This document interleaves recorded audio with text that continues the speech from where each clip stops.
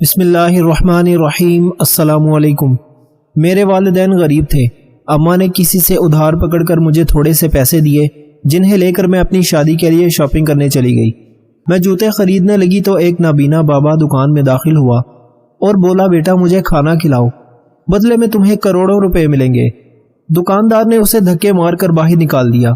میں نے اس پہ ترس کھا کر اسے کھانا کھلایا اور باقی کے بچے ہوئے پیسے بھی اسے دے دیے۔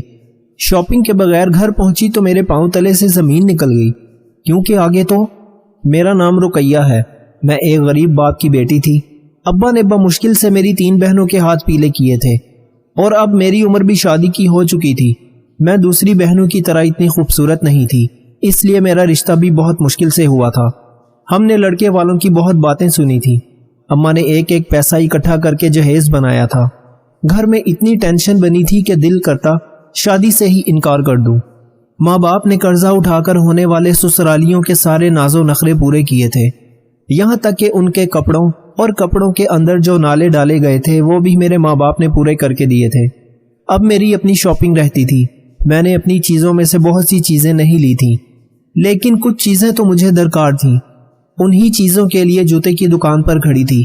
سوچا کہ 2-4 جوتے بھی بنا لوں، پر وہاں پر ایسی حرکت ہوئی کہ میں حیران رہ گئی۔ دکان والا بہت ہی کنجوس انسان لگ رہا تھا۔ ایک جوتے کے پیسے بہت زیادہ بتا رہا تھا اور کہہ رہا تھا کہ ایک ہی ریٹ ہے، اگر لینا ہے تو لے، نہیں تو اگلی دکان پر چلی جائیں۔ میں نے کہا، بڑا ہی بدتمیز انسان ہے، لیکن مجھے بھی جوتے پسند آ گئے تھے۔ میں کھڑی یہ سوچ رہی تھی کہ لوں کہ نہیں۔ میرے پاس پیسے تھے، لیکن اس دکان سے جوتے لیتی تو پھر گھر جانے کے بھی پیسے نہ ہونے تھے میرے پاس، اسی لیے پریشان تھی۔ جب اس دکان میں جانے کہاں سے اچانک ایک اندھا بوڑھا آیا جس کا قد بہت لمبا تھا، قد کاٹ کا بھی بہت ہی مضبوط انسان لگتا تھا۔ چہرے پر داڑھی، سفید بال اور حلیہ بھی عجیب سا بنا رکھا تھا۔ بھیک مانگتا ہوا اندر آ گیا۔ دکاندار نے کہا، چلو باہر نکلو، تمہیں کس نے اندر آنے کا کہا ہے؟ تو کہنے لگا، میری بات سن لے بچہ، اگر آج تو مجھے ایک روٹی کھلائے گا تو تجھے کروڑوں روپے ملیں گے۔ میں یہ بات سن کر حیران رہ گئی۔ میں نے کہا، آج کل لوگوں نے مانگنے کے لیے کیا کیا نئے حربے نکال لیے ہیں۔ دکاندار نے کہا، اچھا تو میں تمہیں جتنی روٹیاں کھلاؤں گا مجھے اتنے ہی کروڑ روپے ملیں گے؟ اندھا بوڑھا کہنے لگا کہ ہاں، تو مجھے جتنی روٹیاں کھلائے گا تجھے اتنے ہی پیسے ملیں گے۔ میں بھی اس کی طرف متوجہ ہو گئی، کیونکہ وہ باتیں ہی ایسی کر رہا تھا۔ دکاندار نے اسے دھکے دے کر دکان سے باہر نکال دیا۔ اسے کہا کہ جاؤ، پھر جو پیسے تو نے مجھے دینے ہیں ان میں سے خود ہی روٹی کھا لے۔ وہ کہنے لگا، میں نہیں دوں گا، اللہ دے گا تجھے پیسے، جو مجھے روٹی کھلائے گا اللہ اس کو پیسے دے گا۔ دکاندار نے کہا کہ ہاں، دیکھتا ہوں تیرے جیسے روز اس دکان میں۔ تم لوگوں کو تو کوئی خدا کا خوف ہی نہیں ہے، خدا کا نام لے کر مانگنا شروع کر دیا ہے۔ نکل جاؤ میری دکان سے، چلے جاؤ یہاں سے۔ دکاندار نے اندھے بوڑھے کو بری طرح سے دھکے دے کر دکان سے نکال دیا، یہاں تک کہ دکاندار نے آخری دھکا دیا تو وہ زمین پر ہی گر گیا۔ مجھے یہ دیکھ کر بڑا برا لگا۔ میں نے کہا، بیچارہ روٹی ہی تو مانگ رہا ہے، پیسے تو نہیں مانگ رہا، کہ اسے بھوک لگی ہوگی اور روٹی مانگنے کے لیے اس نے یہ طریقہ نکال لیا ہے۔ بڑے بڑے دکاندار بھی تو ایسے ہی کرتے ہیں، اپنا سامان بیچنے کے لیے بڑے بڑے بہانے لگاتے ہیں، اور کبھی کہتے ہیں کہ مال مہنگا مل رہا ہے تو کبھی کہتے ہیں یہ باہر کا ہے، ہم نے اتنے کا لیا ہے۔ جب یہ چیز بیچنے کے لیے اتنے بڑے جھوٹ بول سکتے ہیں تو وہ بیچارہ ایک روٹی کے لیے اگر ایک جھوٹ بول رہا تھا تو اس میں کیا خرابی تھی؟ میں نے بھی دکان چھوڑی اور میں دکان سے باہر آ گئی۔ دکاندار مجھے بلاتا رہ گیا، لیکن میں نے اس کی بات نہیں سنی۔ میں باہر نکل گئی تو اندھا بوڑھا کافی تیزی سے جا رہا تھا۔ میں نے اسے بلایا، میں نے کہا، بابا بات سن لو، تو وہ رک گیا۔ میں نے کہا، آپ کو بہت بھوک لگی ہے؟ کہنے لگا، ہاں بیٹی مجھے بہت بھوک لگی ہے، جو مجھے روٹی کھلائے گا اس کو کروڑوں روپے ملیں گے۔ میں نے کہا، کوئی بات نہیں، مجھے کروڑوں نہیں چاہیے، میں آپ کو روٹی لے کر دیتی ہوں۔ میں ایک ہوٹل پر گئی۔ میں نے ہوٹل والے کو کہا، ان کو 5 روٹیاں اور ساتھ 2 پلیٹ سالن ڈال کر دے دو۔ میں نے اس کو کھانا اس لیے زیادہ لے کر دیا کہ وہ دوسرے ٹائم بھی کھا لے۔ میں نے بابا کو کھانے کا شاپر پکڑا دیا اور کہا، یہ آپ کا کھانا ہے، جو ابھی بھی کھا سکتے ہیں اور رات کو بھی، باقی میں آپ کے لیے دعا کروں گی، اللہ خیر کرے گا۔ اس نے مجھے غور سے دیکھا اور پوچھا، بیٹی تمہارا نام کیا ہے؟ میں نے اپنا نام بتایا۔ کہنے لگے، کہاں رہتی ہو؟ ادھر نزدیک ہی رہتی ہوں۔ پھر پوچھنے لگا کس کی بیٹی ہو؟ میں نے کہا میں ماسٹر جنید کی بیٹی ہوں۔ کہنے لگا اللہ تمہارے ماں باپ کو خوشیاں دکھائے۔ میں نے کہا میری شادی ہونے والی ہے، بس میرے لیے دعا کیجیے گا کہ میری آنے والی زندگی بہتر ہو جائے۔ بابا نے کہا انشاءاللہ سب کچھ ٹھیک ہو جائے گا، تم تو ایک اچھے انسان کی بیٹی لگتی ہو، اچھے لوگوں کے ساتھ ہمیشہ اچھا ہی ہوتا ہے۔ بابا نے میرے سر پر ہاتھ رکھا، مجھے خوب ساری دعائیں دی۔ جب میں یہاں سے جا رہی تھی وہ دعائیں ہی کرتے جا رہے تھے۔ میں نے اپنے لیے کوئی چیز نہیں لی اور گھر کی طرف جانے کا سوچا۔ راستے میں بابا کی بات کے بارے میں سوچ رہی تھی کہ اچھے لوگوں کے ساتھ اچھا ہوتا ہے، لیکن میرے ساتھ کبھی اچھا نہیں ہوا۔ میں 28 سال کی ہو گئی تھی تب کہیں جا کر میرے لیے رشتہ آیا تھا، وہ بھی اس لیے کہ میں 15,000 کی نوکری کرتی تھی، اسکول میں پڑھاتی تھی۔ شادی سے پہلے ہی میری ساس کہہ رہی تھی کہ آپ نے اپنی تنخواہ ہمیں دینی ہے۔ شادی سے پہلے ہی جب وہ اس طرح کی باتیں کر رہی تھی، پھر بعد میں میرے ساتھ کیا کرتی؟ یہ بات مجھے نند نے فون پر کہی تھی کہ پہلے ہی اللہ اللہ کر کے تو رشتہ آیا تھا، اب یہ بھی بتا دیتی تو ان کا دل خراب ہو جاتا۔ اتنی سی بات کے پیچھے رشتہ تو نہیں توڑ سکتے تھے، لیکن پریشان رہتے تھے کہ پتہ نہیں ہماری بچی کا آگے کیا ہوگا۔ اس کے علاوہ ایک اور بہت بڑی بات مجھے پتہ چلی کہ منگنی میں میرے شوہر کے رشتہ دار آئے تھے، تو ایک آنٹی مجھ سے بار بار بات کرنے کے لیے بہت زیادہ بے چین لگ رہی تھی۔ پھر بالآخر انہوں نے مجھ سے میرا نمبر لے لیا، بعد میں مجھے کال کی۔ ان کی کال سن کر تو میرا دل مزید پریشان ہو گیا۔ انہوں نے مجھے بتایا کہ ان لوگوں کے گھر میں شادی نہیں کرو، یہ لوگ بالکل بھی اچھے نہیں ہیں۔ اپنی پہلی بہو کے ساتھ بھی بہت برا کیا انہوں نے، اس کا سارا سامان چھین لیا اور اپنی بیٹی کو جہیز میں دے دیا۔ یہ تم سے شادی صرف جہیز اور تمہاری نوکری کی وجہ سے کر رہے ہیں، ان کا بیٹا بھی کسی کام کا نہیں۔ بلکہ انہوں نے تو مجھے میرے شوہر کے بارے میں ایسی بات بتائی کہ میری ساری زندگی بھی داؤ پر ہی لگ گئی تھی۔ انہوں نے مجھے بتایا کہ تمہارے شوہر کا پہلے بھی کسی کے ساتھ چکر تھا، دوسری لڑکی کو وہ میلی آنکھ سے دیکھتا ہے، وہ بالکل اچھا انسان نہیں ہے۔ لیکن میں بھی کیا کرتی، ہم 4 بہنیں تھیں، ساری بہنوں کی شادی ہو گئی تھی کیونکہ وہ بہت زیادہ خوبصورت تھیں۔ میرے پاس نوکری تو تھی لیکن شکل و صورت کی میں بالکل بھی اچھی نہیں تھی۔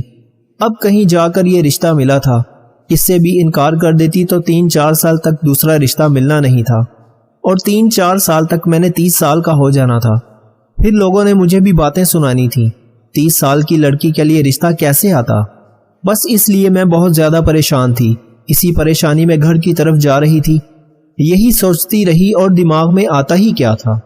راستے میں تھوڑی بہت چیزیں لی جن کی ضرورت تھی، کیونکہ بازار آئی تھی تو وقت ضائع نہیں کر سکتی تھی۔ مجھے پہلے ہی چھٹی نہیں ملتی تھی، امی ابو بھی آج کل بہت پریشان رہتے تھے، بیٹی کو رخصت کرنا ان کے لیے بہت مشکل ہو رہا تھا۔ کتنی عجیب بات ہے، انسان اپنی اولاد کسی اور کو دے دیتا ہے، پھر ساتھ چیزیں بھی، باتیں بھی سنو۔ یہ دکھ بھی ہوتا ہے کہ پتہ نہیں آنے والے وقت میں اس کے ساتھ کیا ہوگا۔ دل تو کرتا تھا کہ شادی کر کے جاؤں ہی نہیں، لیکن اس طرح بھی تو ماں باپ ہی دکھی ہوتے تھے۔ عجیب رسم و رواج تھے۔ گھر آئی تو سامنے ایک اور منظر میرا منتظر تھا جسے دیکھ کر میں حیران رہ گئی۔ میرے بابا کی آنکھوں میں آنسو تھے، وہ سر پکڑ کر بیٹھے تھے۔ میں نے کہا کہ کیا ہوا؟ تو کہنے لگے کہ لڑکے والوں نے شادی سے 2 ہفتے پہلے ایک شرط رکھ دی ہے، وہ کہتے ہیں ہمیں 5 لاکھ نقد چاہیے۔ یہ سن کر میرا منہ کھلے کا کھلا رہ گیا۔ میں نے کہا 5 لاکھ روپیہ، وہ بھی نقد؟ کس وجہ سے؟ کیوں؟ بابا کہہ رہے ہیں کہ آپ نے جہیز بہت کم بنایا ہے، نہ ہی اے سی نہ جنریٹر۔ وہ لوگ شام کو یہی بات کرنے کے لیے آ رہے ہیں، ہم ان سے کیا بات کریں گے؟ ہمارے پاس 1 روپیہ بھی نہیں ہے، بس اتنے ہی پیسے ہیں کہ جس سے ہم تمہیں رخصت کر سکتے ہیں۔ کیا ہوگا اگر کسی سے مانگے تو مجھے کوئی پیسے نہیں دے گا، لیکن پہلے ہی تو مانگ مانگ کر سب کچھ بنایا ہے، ابھی تو قرضہ بھی دینا ہے۔ میں بہت پریشان ہو گئی۔ شام کو وہ لوگ آئے تو انہوں نے اس طرح کی باتیں کی جیسے مجھے پہلے سے ہی کہنے لگے کہ ہم نے کون سا یہ پیسے خود رکھنے ہیں، آپ کی بیٹی اور آپ کے داماد ہی کے کام آنے ہیں۔ سوچا تھا شادی کے بعد ان پیسوں سے وہ کوئی کاروبار کر لے گا، پھر اس کے بعد سارا کچھ آپ کی بیٹی کے حوالے ہی ہوگا، یہی تو کھائے پیے گی۔ ہمیں تو پہلے ہی وہ کچھ نہیں سمجھتا۔ ہم آپ کو ایسا بیٹا دے رہے ہیں کہ آپ کہیں گے کہ ایسا داماد تو ہمیں پہلے کبھی نہیں ملا تھا، بالکل ابھی سے آپ لوگوں کی طرف داریاں کرتا ہے۔ کہنے لگا کہ 5 لاکھ نہیں لیں، ان لوگوں سے 8 لاکھ لے لیں، لیکن 5 لاکھ آج کل ہوتا ہی کیا ہے؟ ایک کاروبار کے بارے میں پتہ چلا ہے جو 5 لاکھ سے شروع ہوتا ہے، اسی لیے آپ کو کہا ہے کہ اللہ گواہ ہے ان پیسوں سے ہمیں 1 روپیہ بھی جیب میں نہیں رکھیں گے۔ بس آپ لوگ یوں سمجھیں آپ نے یہ پیسے اپنی بیٹی اور داماد کو دینے ہیں۔ وہ لوگ تو ہماری بات بالکل بھی سننا نہیں چاہتے تھے۔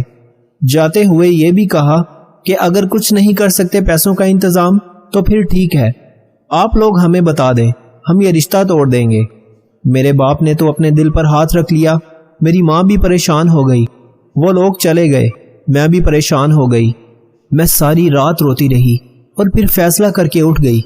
میں نے کہا آپ ان لوگوں کو منع کر دو، ہم یہاں شادی نہیں کریں گے، کیونکہ اگر ہم لوگ اپنے گردے بھی بیچ دیں تو تب بھی 5 لاکھ روپے نقد جمع نہیں کر سکیں گے۔ پہلے ہی جو پیسے تھے وہ سارے جہیز پر لگ گئے۔ کون سی کمی ہے جہیز میں جو ان کو 5 لاکھ روپے چاہیے، اور کاروبار بھی ہم بنا کر دیں؟ تو خود کیوں نہیں بناتا کاروبار؟ میرے باپ نے کہا ایسا لڑکا نہیں ہے، بڑی مشکل سے یہ رشتہ ملا ہے، لڑکا اچھا ہے، لڑکے کو دیکھ کر ہی تو ہم نے رشتہ دیا۔ میں نے کہا اس کے ماں باپ بھی اچھے نہیں ہیں، ایسے لوگوں کے ساتھ رہوں گی تو میری زندگی عذاب بن جائے گی، وہ بھی میری مدد نہیں کر پائے گا۔ وہ ابھی سے اپنے ماں باپ کی باتیں سن رہا ہے تو بعد میں کیا کرے گا؟ ابا کہتے تھے کہ ہم قرضہ لے لیں گے، کچھ کر لیں گے، کچھ نہ کچھ ہو جائے گا، پر ہم رشتے سے انکار نہیں کریں گے۔ سارے خاندان کو بھی پتہ چل گیا، اور اگلے دن ہمارے گھر میں اتنے بھی پیسے نہیں تھے کہ ہم صبح چائے بنا سکتے، لیکن اسی شام کو میرے نام پر ایک پارسل آیا۔ میں نے ایسی چیز تو منگوائی نہیں تھی، میرے نام پہلے بھی کوئی پارسل نہیں آیا کرتے تھے، کسی کو اپنا پتہ بھی نہیں دیا تھا، پتہ نہیں پھر کیا آیا تھا۔ پارسل کو دیکھا تو وہ بہت بڑی چیز تھی۔ میرے بابا نے کہا تم نے آن لائن کوئی چیز تو نہیں منگوائی بیٹا؟ ہمارے پاس اتنے پیسے بھی نہیں ہیں، لیکن پوسٹ والے نے کہا آپ نے صرف دستخط کرنے ہیں، یہ آپ کا پارسل ہے، یعنی پیسے نہیں دینے۔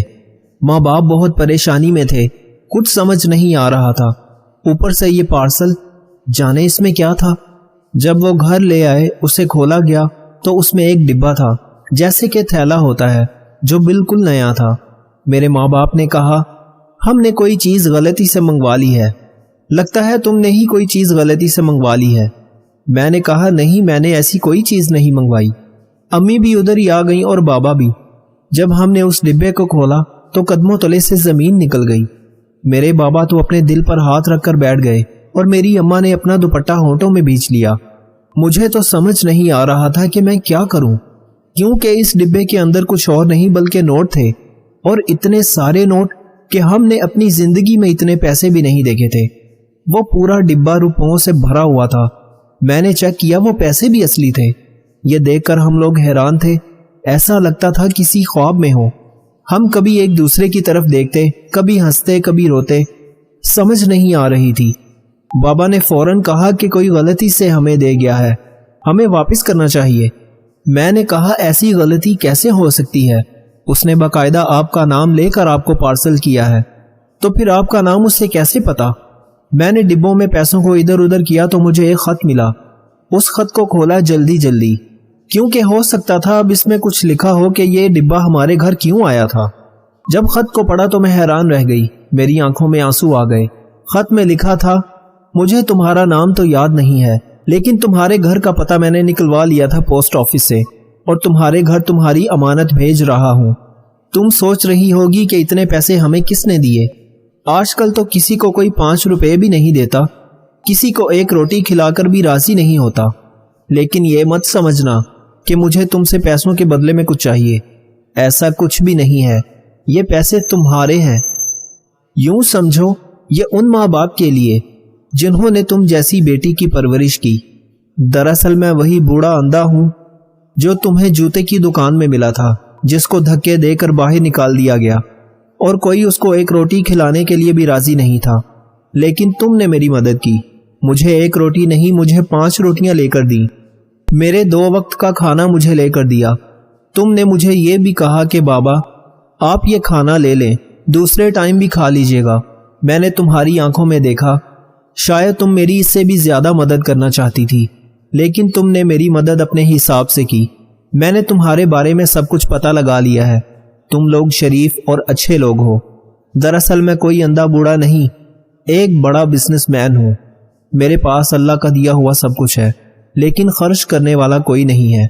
اللہ نے مجھے اولاد نہیں دی، میرے پاس اتنی دولت ہے کہ سمجھ نہیں آتا اس دولت کو کہاں لے کر جاؤں۔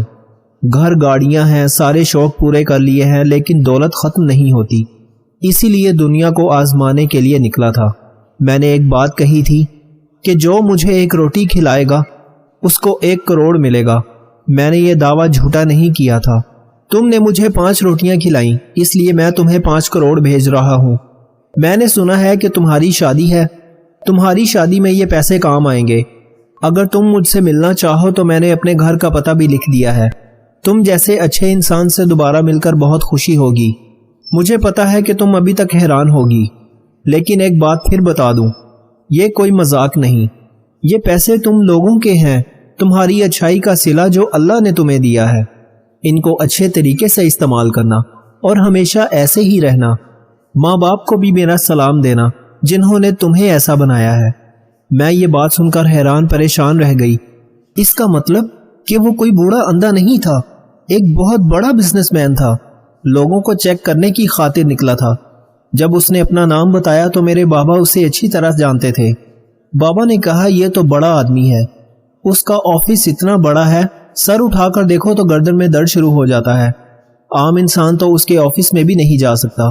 اس کے لیے کسی کو 5 کروڑ دینا ایسے ہی ہے جیسے ہم غریب لوگ کسی کو 1000 دے دیں۔ میرے ماں باپ خوشی سے رونے لگے۔ یہ پیسے ہمارے ہی تھے اور پورے 5 کروڑ تھے۔ میری ماں نے کہا کوئی مسئلہ نہیں ہوگا، 5 لاکھ تو ہمارے لیے کوئی بات نہیں، ہم لڑکے والوں کو 5 لاکھ دے دیں گے، ہماری بیٹی کی شادی ہو جائے گی، گھر کی چھت بھی ٹپک رہی ہے وہ بھی بنوا لیں گے۔ فلاں بیٹی کے ہاں بیٹا ہوا تو ہم نے اس کو کچھ بھی نہیں دیا، اس کے لیے بھی کچھ چیزیں لے جائیں گے۔ میری ماں مستقبل کے خواب سجانے لگی، اس کی آنکھوں میں آنسو تھے، اس نے بھی ساری زندگی تنگی ہی دیکھی تھی۔